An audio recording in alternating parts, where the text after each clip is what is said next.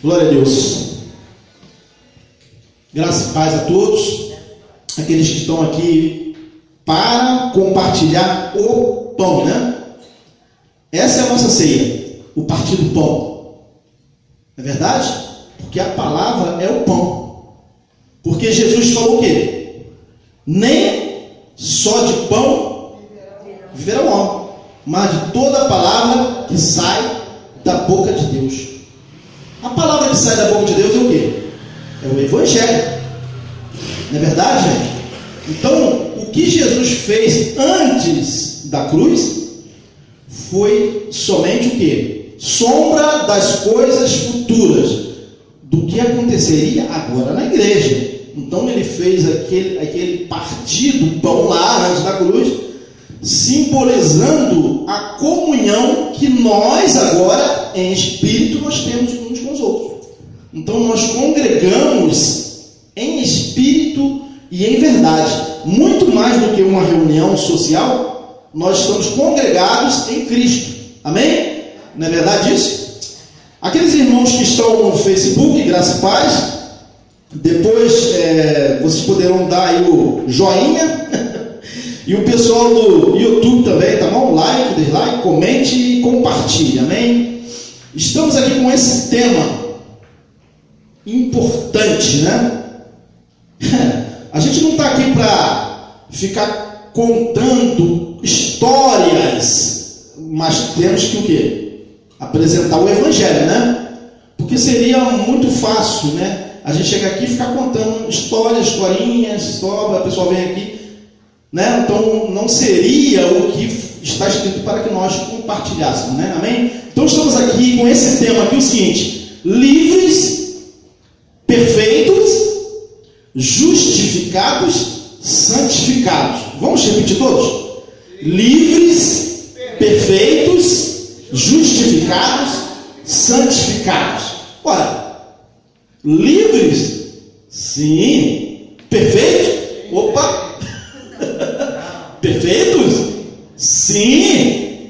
Perfeitos não na carne, mas perfeitos no espírito. É preciso entender. Porque nós que falamos do Evangelho da Graça, muitos não conseguem entender. Quando a gente fala que somos perfeitos, mas somos perfeitos em quem?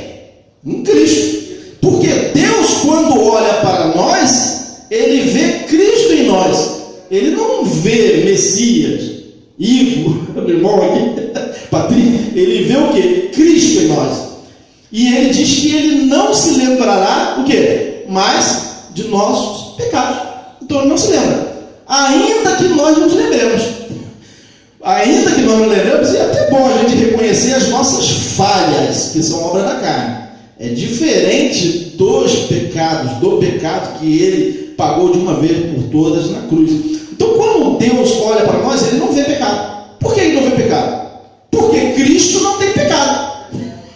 Porque Ele olha para nós e vê Cristo. Então, quem diz que nós temos Cristo é o Evangelho. Não é verdade? Porque muitos podem falar assim: como é que vocês são tão ousados? Vocês são abusados, hein? Vocês estão dizendo que vocês são perfeitos. Não. Cristo é perfeito. A justiça de Jesus, ela veio para nós, então por isso que nós somos perfeitos. Então aqui, ó, livres, perfeitos, justificados, santificados. Ora, se somos livres, então por que muita gente faz culto de libertação? Não é verdade, gente? Somos livres ou não somos? Somos. Somos perfeitos? Sim, em Cristo. Então por que muitos ainda falam: não, vocês não são tão perfeitos, vocês têm que fazer um culto de consagração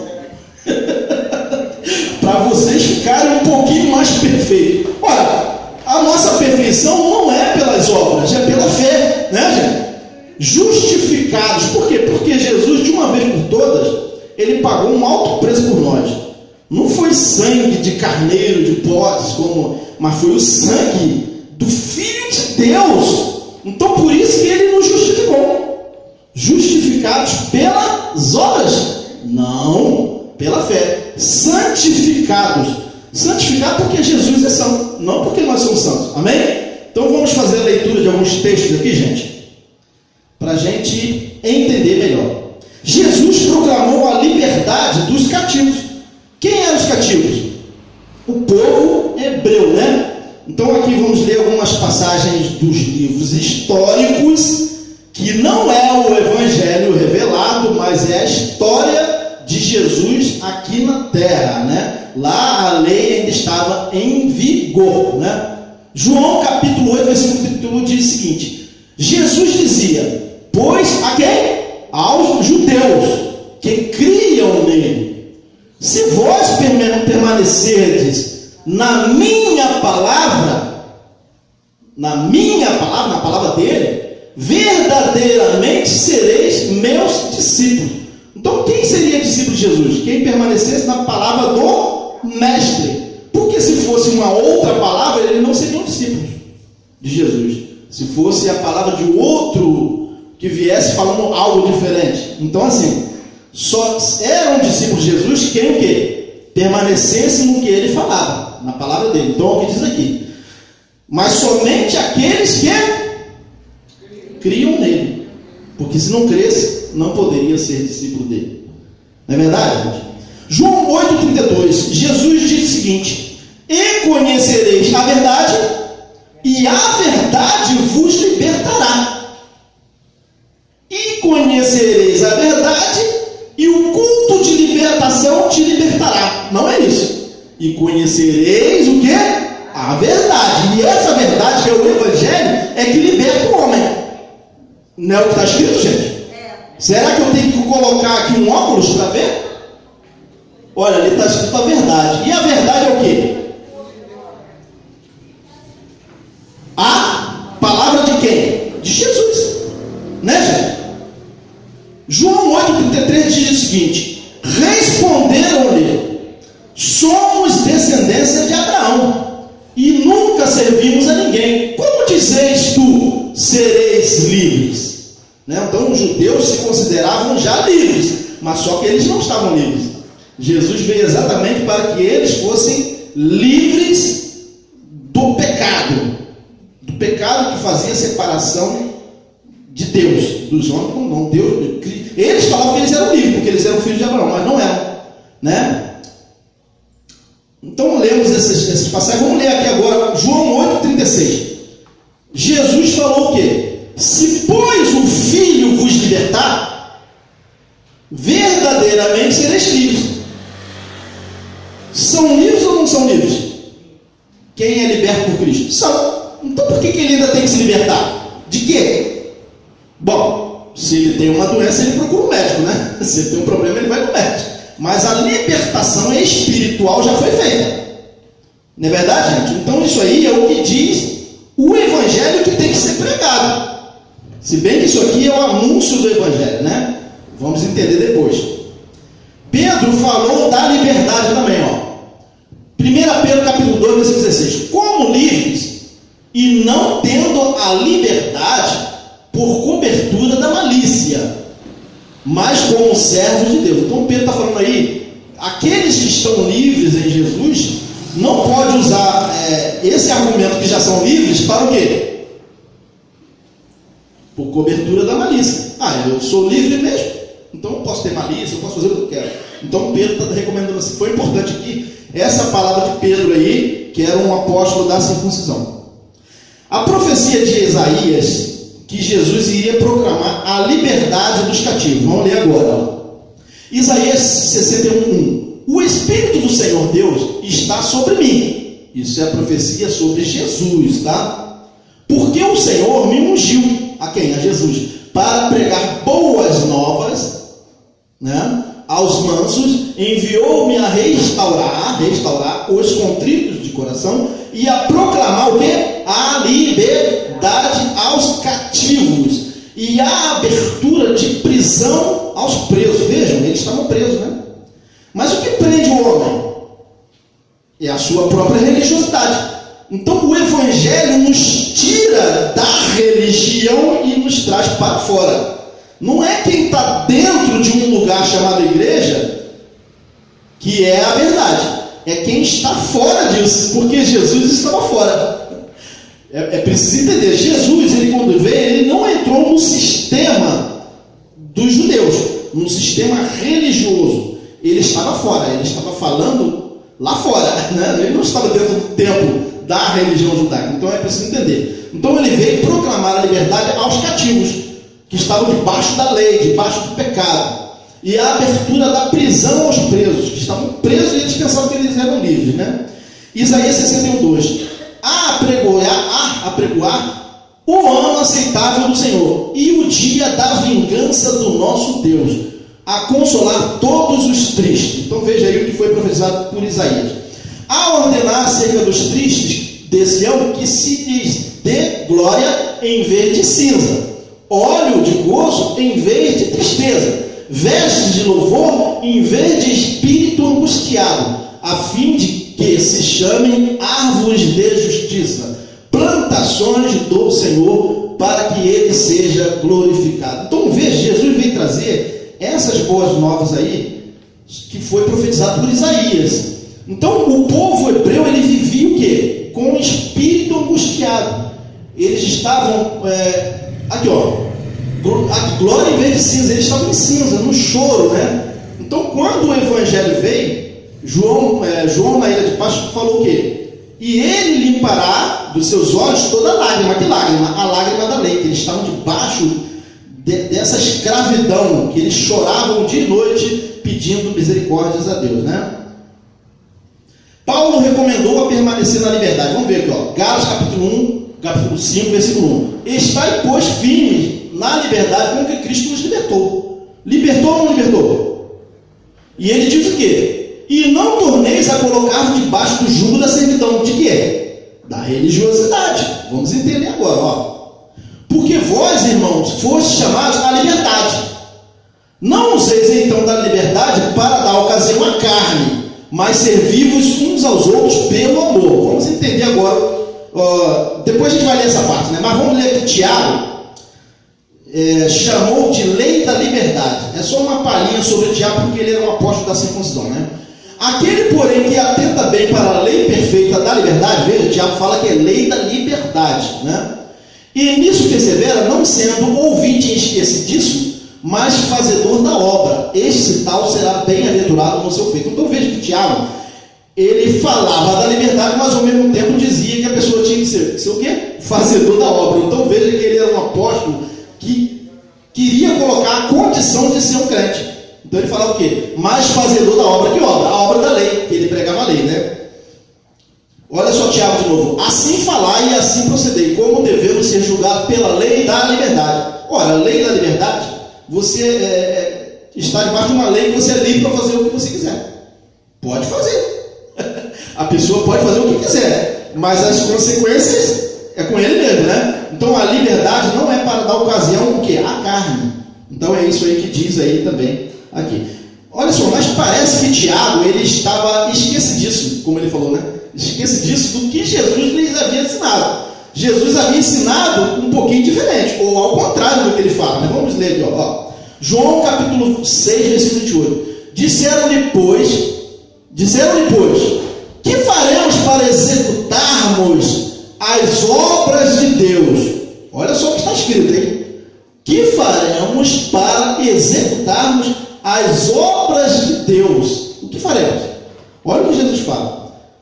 6:29, João 6:29. Jesus respondeu e disse-lhes: a obra de Deus é esta: subir um monte, pagar o preço, fazer campanha? Não. Construir templos de pedra? Não. A obra de Deus é esta: que creiais naquele que ele enviou. Então essa é a obra de Deus.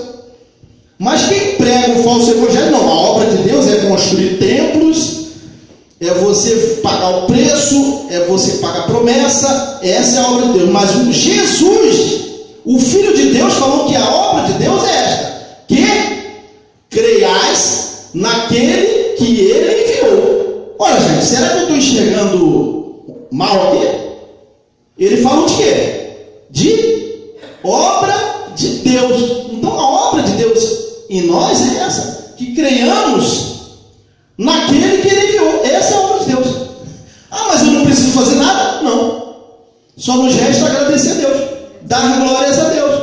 É isso que nós temos que fazer. Não, eu vou fazer a obra de Deus, então eu vou construir um templo aqui de pedra para que as pessoas vejam que eu estou fazendo a obra de Deus. Olha, isso não é obra de Deus, isso é obra dos homens, porque eu estou com uma colher de pedreira, eu estou com um saco de cimento aqui e eu estou dizendo que eu estou fazendo a obra de Deus. Olha, gente, é uma inconsequência, né? Então isso não é obra de Deus, né? A obra de Deus é o quê? Que creiais naquele que Ele enviou.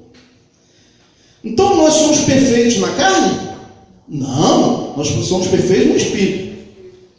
Não agrada a Deus a busca da perfeição pelos feitos religiosos. Deus não se agrada dos feitos religiosos. Tá bom? Vamos ler aqui, ó. Hebreus 10:12. Mas este, havendo oferecido para sempre um único sacrifício pelos pecados, está assentado à destra de Deus. Foi o quê? Um único sacrifício. Hebreus 10:13. Daqui em diante, esperando até que os seus inimigos sejam postos por escabelo de seus pés. Hebreus 10:14. Por quê? Com várias oblações ou com uma só? Porque com uma só oblação, por uma obra de Cristo, ainda não aperfeiçoou, ou aperfeiçoou? Aperfeiçoou só até amanhã. Não, para sempre os que são santificados. Então isso aqui é o que está escrito. Ah, não, mas você tem que buscar a perfeição. Olha, a perfeição já temos. O que nos resta é seguir essa perfeição no nosso corpo. Então nós aqui vamos o quê? Cumprir o nosso dever como cidadão. Isso é um dever de todo ser humano. Amar o próximo, respeitar as pessoas. Isso aí é seguir essa perfeição. Agora, se nós não fizermos isso nesse corpo, nós não estaremos seguindo essa perfeição que de uma vez só por todas Cristo fez. Essa perfeição não está na carne, nesse corpo, mas está no Espírito, né?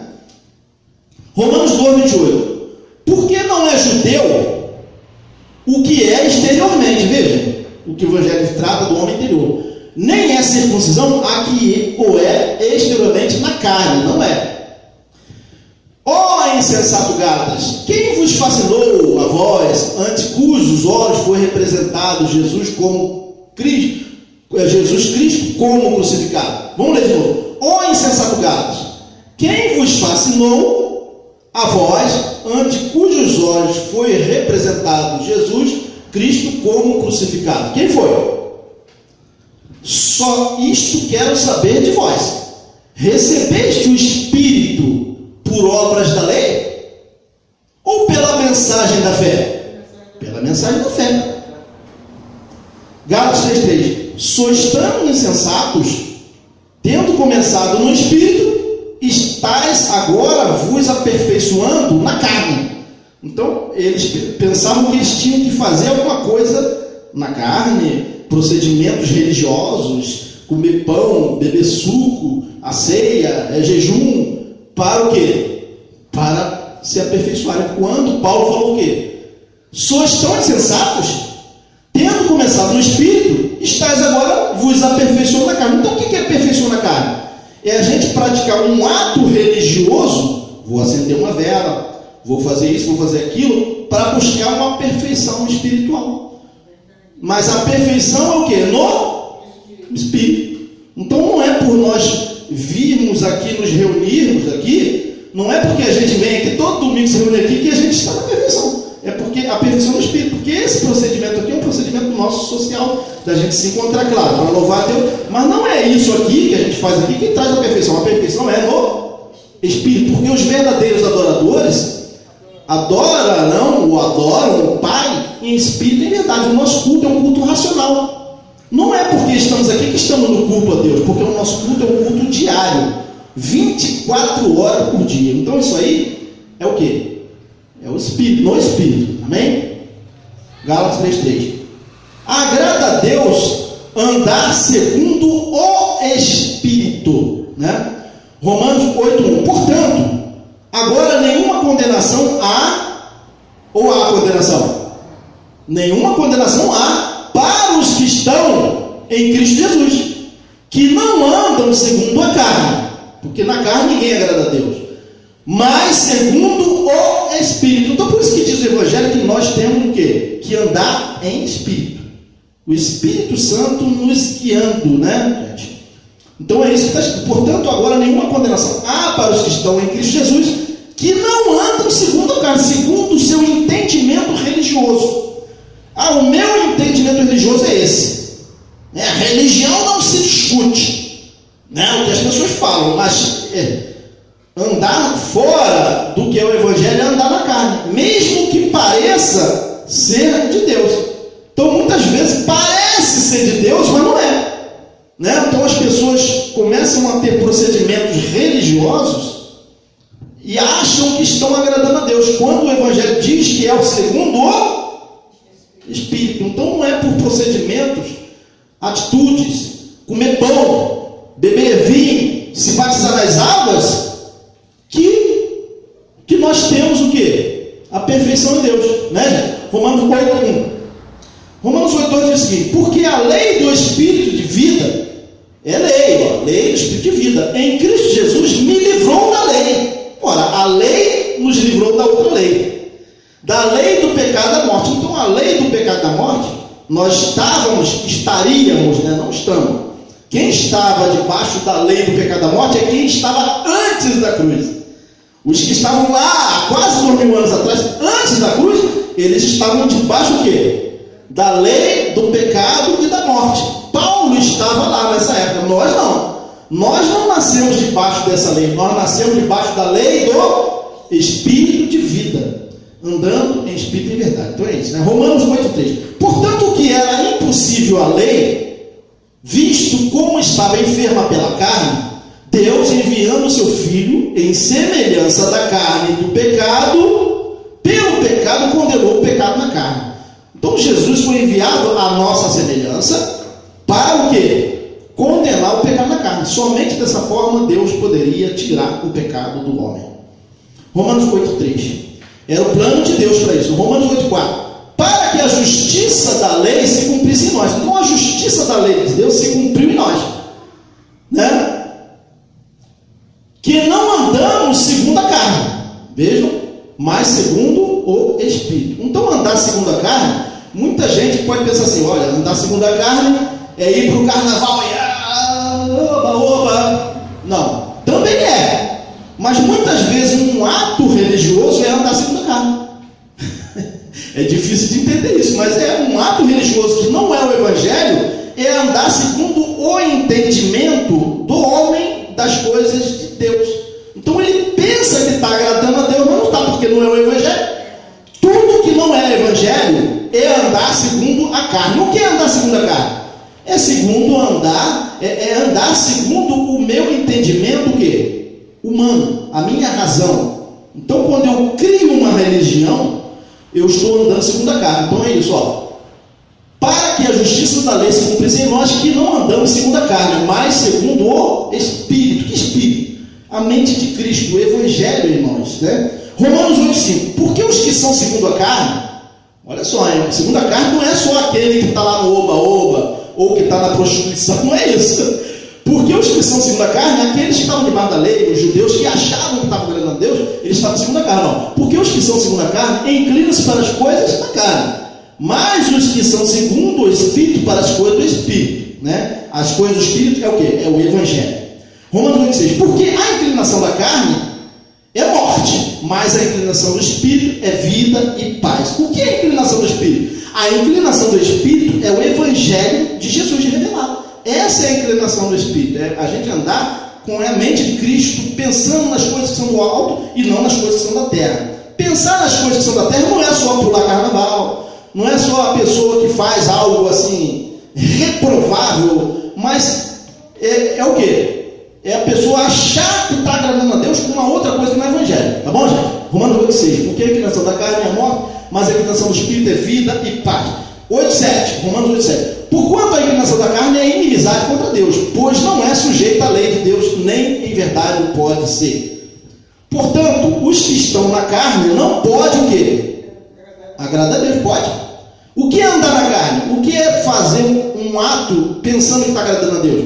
É eu inventar um evangelho. Eu vou inventar agora um evangelho aqui. Não, esse de Paulo não serve. Tem que ser o meu evangelho. É o quê? Eu estou o quê? Andando na carne, na minha compreensão, na minha compreensão humana, né? Então é isso, né?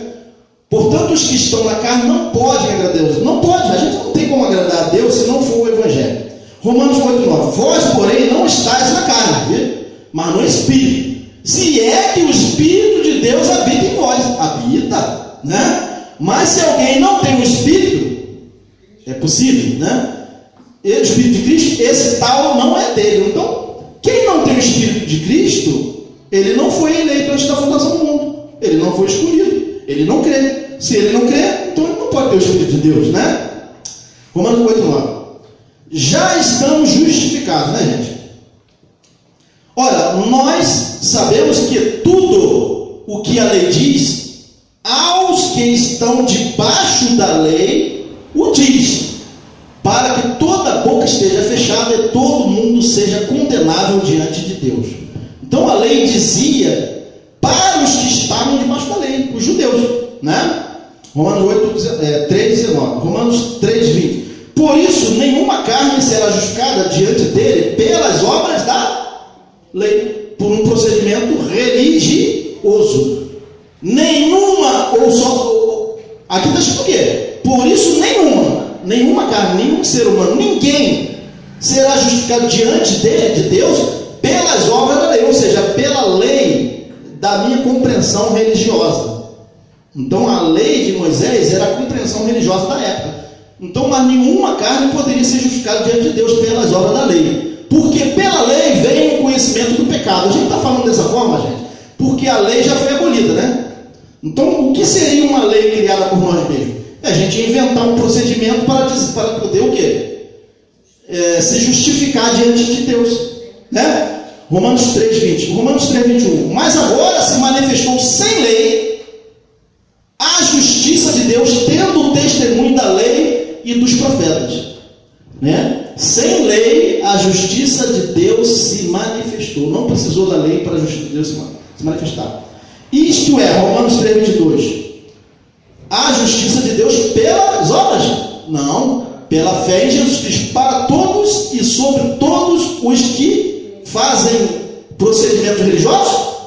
Não, para todos os que creem, porque não há diferença, não há. Romanos 3:23 e 24, vamos ler aqui, ó. Porque todos pecaram e destituídos estavam, né, da glória de Deus. Paulo falou estão, porque ele está falando no entendimento de antes da cruz, ó. Porque todos pecaram e destituídos estão da glória de Deus, sendo justificados gratuitamente, ou tem que pagar o preço? Gratuitamente, pela sua graça, pela redenção que há em Cristo Jesus. Vamos continuar lendo. Romanos 3:5. Ao qual Deus propôs para a propiciação pelas obras? Não, pela fé, no seu sangue, para demonstrar a sua justiça pela remissão dos pecados dantes cometidos sob a paciência de Deus. Está quase na hora. Romanos 3:26. Para a demonstração da sua justiça neste tempo presente, para que ele seja justo e justificador daquele que pratica obras, procedimentos, jejuns. Não, para justificador daquele que tem fé em Jesus, né? Romanos 3:27. Onde está logo a jactância? É o orgulho, é excluída. O orgulho humano é derrubado por terra. Por qual lei? Das obras? Da justiça dos homens? Não, mas pela lei da fé. Romanos 3:28. Concluímos, pois, que o homem é justificado pelas obras da lei, pelos procedimentos religiosos, pelo jejum, por subir um monte, pagar o preço? Não, o homem é justificado pela fé, com as obras ou sem as obras? Sem as obras. Ora, esse é o evangelho que a gente tem que falar. Sem as obras da lei. Hoje nós falamos sem as obras da lei dos homens que criam leis e dizem: você tem que fazer isso, você tem que fazer aquilo, você tem que ser dizimista fiel da casa de papai, porque senão você não está o quê? Não poderá ser justificado, porque ladrão não entra no céu. Ele fala: ladrão não entra no céu, então você tem que entregar o dízimo, senão você não pode ser justificado. Veja aí como eles são anticristo. Se eu falar dessa forma, eu estou sendo anticristo. Onde estão os anticristos?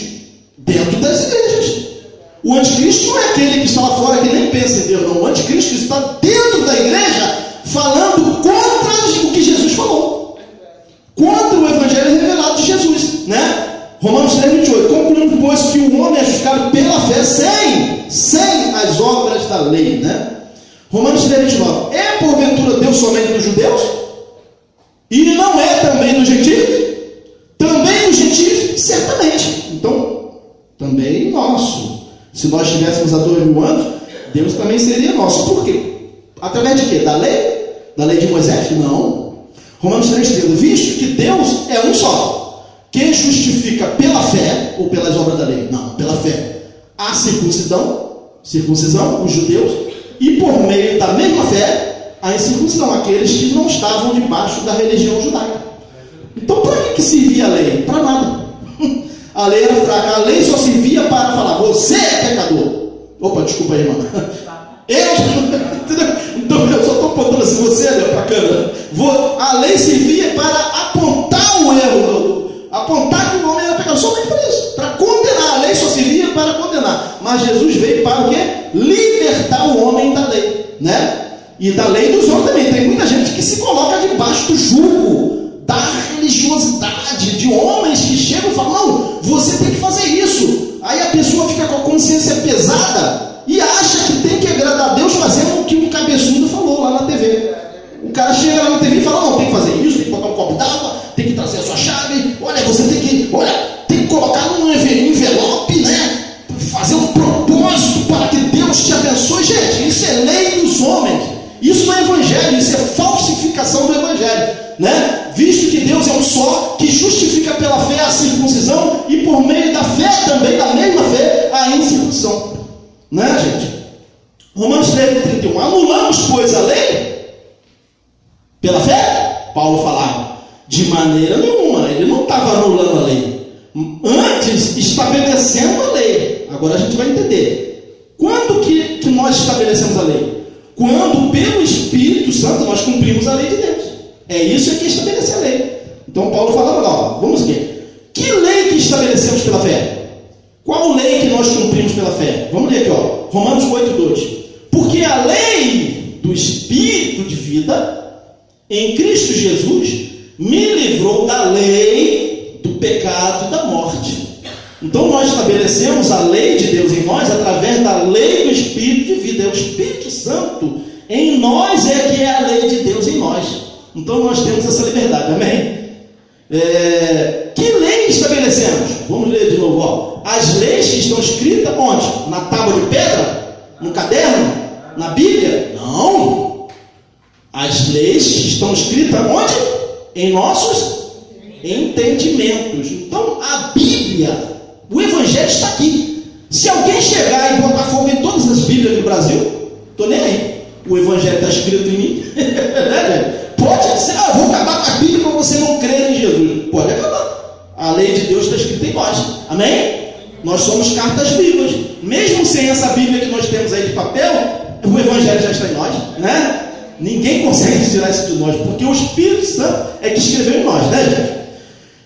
Aqui em Hebreus diz aqui, ó. E também, Hebreus 10:15, o Espírito Santo não testifica, porque depois de haver dito, olha só, esta é a aliança que farei com eles querem, nós também, né? Depois daqueles dias, diz o Senhor, porém as minhas leis escritas numa tábua, as minhas leis em seus corações, e as escrevereis em seus entendimentos. Então as leis de Deus estão dentro de nós.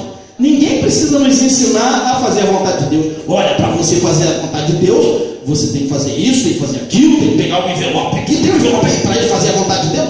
Não, ninguém Ninguém precisa nos ensinar a fazer a vontade de Deus, porque a lei de Deus já está escrita em nós, né? Então é isso que está escrito, ó, em seus entendimentos. E acrescenta, Hebreus 10:17. E jamais eu me lembrarei, e jamais me lembrarei de seus pecados e de suas iniquidades. Deus vai se lembrar? Não, nunca. Ah, Senhor, me perdoa os meus pecados. Deus vai ficar olhando para a gente assim, ó, quais, Messias? Eu já paguei o preço pelo seu pecado. Por que você está se lembrando do seu pecado se eu não vejo mais pecado em você? Porque eu vejo Cristo em você. Ah, é uma questão de ter errado com o irmão, aí você vai lá, irmão, desculpa aí que eu fui mal educado com você, aí já é uma outra questão, né? Mas os pecados, ele não se lembra mais, ó. E jamais me lembrarei dos seus pecados e de suas iniquidades. Nós somos santificados por quem? Pelo Evangelho, por Jesus. Efésios 5:21. Sujeitando-vos uns aos outros no temor de Deus. Isso é importante para mim agora, tá? Vocês vão entender. Vós, Efésios 5:25. Vós, maridos, amai vossas mulheres, sim? Como também Cristo amou a igreja e a si mesmo se entregou por ela. Então nós, os maridos, né, temos que fazer isso, né? Amar as nossas esposas, é o que está escrito aqui. Mas vamos lá que no entendimento do que a gente quer apresentar aqui. Para o quê? A santificar, purificando-a com a lavagem da água pela palavra. Aí muita gente fala, não, você tem que se banhar na piscina, mas não é essa água. Se for essa água, então a gente vai estar admitindo Jesus. Porque Jesus falou, a água que eu te der, jorrará em ti uma fonte que te fará para a vida eterna. Então não é essa água. Jesus falou, quem beber dessa água voltará a ter sede, mas quem beber da água que eu der, nunca mais terá sede. Então é dessa água que está falando, ó. Para santificar a igreja, né? Purificando com a lavagem da água, mas não é a lavagem da água da piscina cheia de cloro, né? Não é. Pela palavra, mas muita gente usa isso aqui para justificar isso aí. Não, você tem que se banhar para que você seja lavado, né? Com a lavagem da água pela palavra. Não é, gente? Efésios 5:27. Para apresentar-se a si mesmo, igreja maltrapilha, igreja triste, não. Igreja gloriosa, com mácula, com mancha, não. Sem mácula. Com muitas rugas? Não. Sem ruga só tem eu mesmo. Né? Com ruga? Não. Nem coisa semelhante, mas o quê? Santa e irrepreensível. Então Jesus se entregou pela igreja para que a igreja fosse o quê? Gloriosa, sem mácula, nem ruga, nem coisa semelhante, mas santa e irrepreensível, né? A água que nos purifica não é água, gente. A água que nos purifica não é H2O. Não é. A água da qual nascemos não é água também. Não é água, é outra água, né? Havia entre os fariseus, João 3:1, um homem chamado Nicodemos, príncipe dos judeus.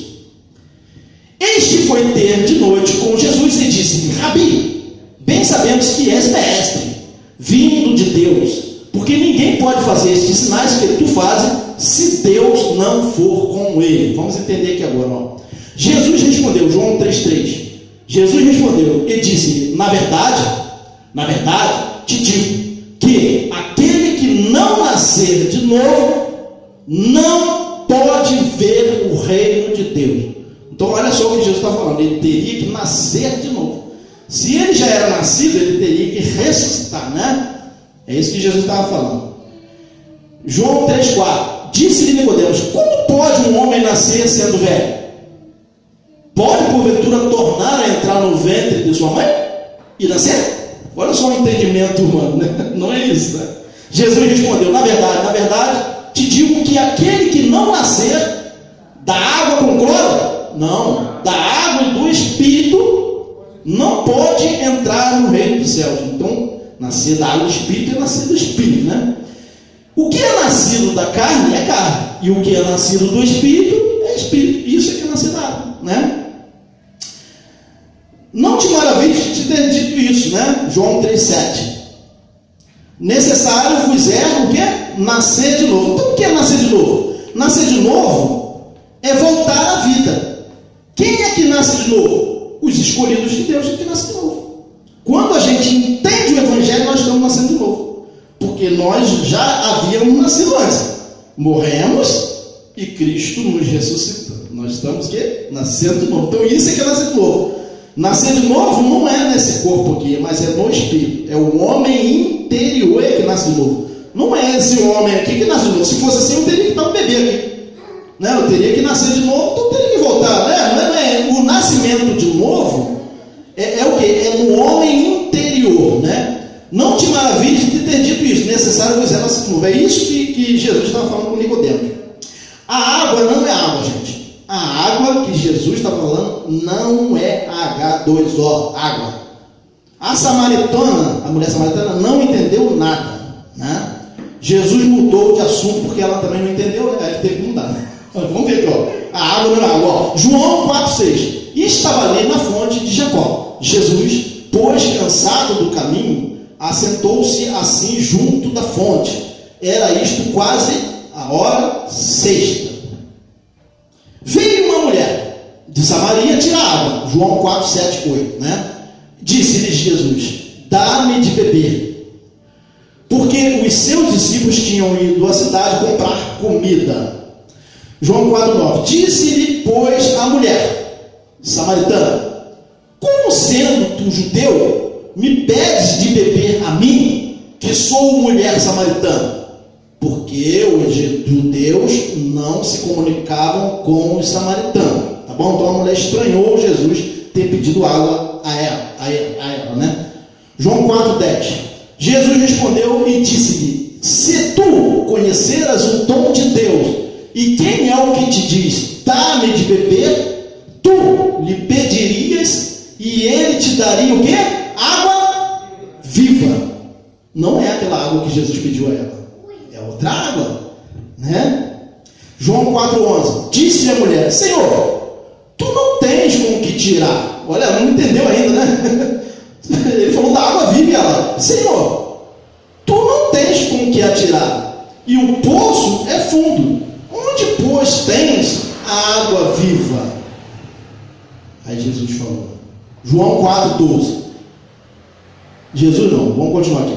João 4,12. Ela continuou: és tu maior do que o nosso pai Jacó, que nos deu o poço, bebendo ele próprio dele, e os seus filhos e o seu gado? Vamos continuar. João 4,13. Jesus respondeu e disse-lhe: qualquer que beber desta água do poço, né, tornará a ter sede. Mas, João 4,14. Aquele que beber da água que eu lhe der, vai ter sede de novo? Não, nunca terá sede. Então não pode ser H2O, né? Então Jesus não está falando de água do poço. Porque a água que eu lhe der, se fará nele uma fonte de água que salte para a vida eterna. Aqui em João 4,15 diz o seguinte: disse-lhe a mulher: Senhor, dá-me dessa água. Não entendeu nada até agora, para que não mais tenha sede, e não venha aqui tirá-la. Não entendeu? Jesus mudou de assunto, né? Mandou chamar o marido dela porque ele não tinha jeito. Então ela não tinha entendido o que Jesus estava falando. Então essa é a água que nos transforma, que nos lava, que nos trouxe a liberdade, a perfeição em Jesus, a justificação e a santificação. Amém?